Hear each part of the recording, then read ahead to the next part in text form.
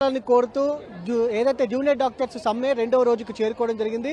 Present మనం Osmania medical కాలేజ్లో ఉన్నాం. ఉస్మానియా మెడికల్ కాలేజ్ నుంచి ఉస్మానియా ఆసుపత్రి హెరిటేజ్ బిల్డింగ్ వద్దకు కూడా ఏదైతే జూనియర్ డాక్టర్స్ బయలుదేరుతున్నటువంటి పరిస్థితి కూడా మనం చూస్తా ఉన్నాం. ఒకసారి మనం విజువల్స్లో కూడా చూడొచ్చు. ప్రధానంగా జూనియర్ డాక్టర్స్ తమ సమస్యలు పరిష్కరించడంలో ప్రధానమైనటువంటి అంశం ఉస్మానియా జనరల్ హాస్పిటల్ ఉన్నటువంటి పరిస్థితి కూడా మనకు కనిపిస్తూ ఉంది. ఉస్మానియా జనరల్ హాస్పిటల్ని నూతన భవనం నిర్మించాలని కూడా వారు గత కొద్ది రోజులుగా రాష్ట్ర ప్రభుత్వానికి విన్నవించుకున్నటువంటి పరిస్థితి కూడా మనకు కనిపిస్తూ ఉంది. ప్రధానంగా ఇప్పుడే బయలుదేరుతున్నటువంటి పరిస్థితి కూడా మనం చూస్తూ ఉన్నాము. మనము కొంతమంది జూనియర్ డాక్టర్స్తో కూడా మాట్లాడించే ప్రయత్నం చేద్దాం. వారి అభిప్రాయాన్ని కూడా మనం తెలుసుకునే ప్రయత్నం చేద్దాం. మేడం చెప్పండి, ప్రధానంగా ఉస్మానియా బిల్డింగ్ నిర్మాణానికి సంబంధించి కూడా పోరాటం చేస్తా ఉన్నారు.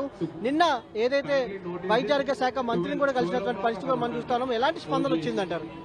ఉస్మానియా జనరల్ హాస్పిటల్ కొత్త హాస్పిటల్ కావాలని మేము వైద్య ఆరోగ్య శాఖ మంత్రిని అడగడం జరిగింది. కానీ వైద్య ఆరోగ్య శాఖ మంత్రి ఏం చెప్పారంటే అది సీఎం నుండి రావాలి అని చెప్పారు. సో మేము సీఎం గారి దృష్టికి తీసుకెళ్లడం జరుగుతుంది. ఈ రోజు మేమందరం ఇక్కడ ఒక 1000 మంది పీజీస్ ఉన్నాము. మేమందరము ఈ రోజు ఉస్మానియా జనరల్ ఆసుపత్రికి వెళ్లి అక్కడ మేము మా నిరసన వ్యక్తం చేయడం జరుగుతుంది.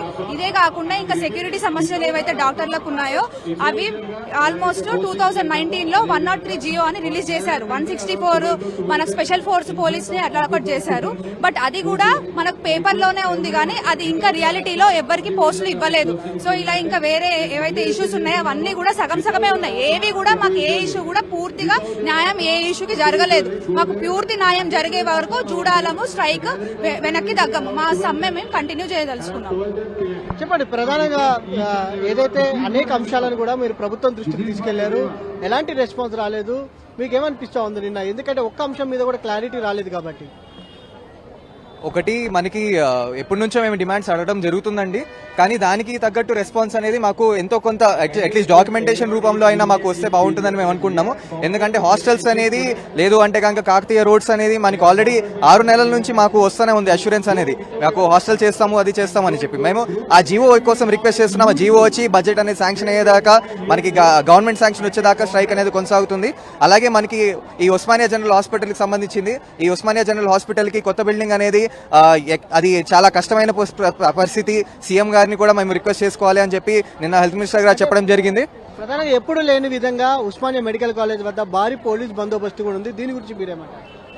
మేము పోలీస్ వాళ్ళతో మాట్లాడితే వాళ్ళు బయట నుంచి వచ్చే ఏదైనా అడిషనల్ ప్రాబ్లమాటిక్ పర్సన్స్ కి నుంచి ప్రొటెక్షన్ లాగా ఏం చెప్పారు. మేమైతే కనుక మేము ఎట్లాంటిగా ఇంటెన్సిటీగా అయితే మేమైతే చేయట్లేదు స్ట్రైక్ ని.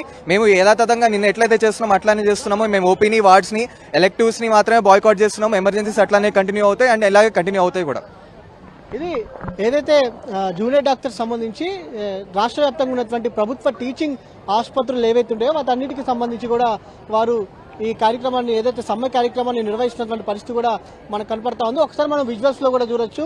ఏదైతే ఉస్మానియా ఆసుపత్రికి, ఉస్మానియా మెడికల్ కాలేజ్ నుంచి వారు కోటి నుంచి అబ్దుల్ గంజ్ లో ఉన్నటువంటి ఉస్మానియా ఆసుపత్రికి బయలుదేరుతున్నటువంటి పరిస్థితి కూడా మనం చూస్తా ఉన్నాము. మరోపక్క ఉస్మానియా మెడికల్ కాలేజ్ వద్ద కూడా భారీగా పోలీస్ బందోబస్తును కూడా ఏర్పాటు చేసినటువంటి పరిస్థితి కూడా మనం చూస్తా ఉన్నాము. వాక్ త్రూ మాత్రం ఖచ్చితంగా వెళ్లకూడదని కూడా ఇప్పటికే పోలీసు వారు అటు ఉస్మానియా ఏదైతే జూనియర్ డాక్టర్స్ కి సంబంధించి హెచ్చరికలను జారీ చేసినటువంటి పరిస్థితి కూడా మనం చూస్తా ఉన్నాము. ఎవరి పాటికి వారు వాహనాల్లో వెళ్లాలని కూడా ఇప్పటికే చెప్పినటువంటి పరిస్థితి కూడా మనం చూస్తా ఉన్నాము. ప్రజెంట్ ఎవరి పాటికి వారు అటు ఏదైతే ఉస్మానియా ఆసుపత్రిలో ఉన్నటువంటి హెరిటేజ్ భవనానికి బయలుదేరుతున్నటువంటి పరిస్థితి కూడా మనకు కనపడతా ఉంది. రాష్ట్ర ప్రభుత్వం కనుక ఇప్పటికి కూడా స్పందించకపోతే తమ సమ్మెను మరింత ఉధృతం చేస్తామని కూడా ఇప్పటికే వారు హెచ్చరికలు జారీ చేసినటువంటి పరిస్థితి కూడా మనకు కనపడతా ఉంది. Over to studio.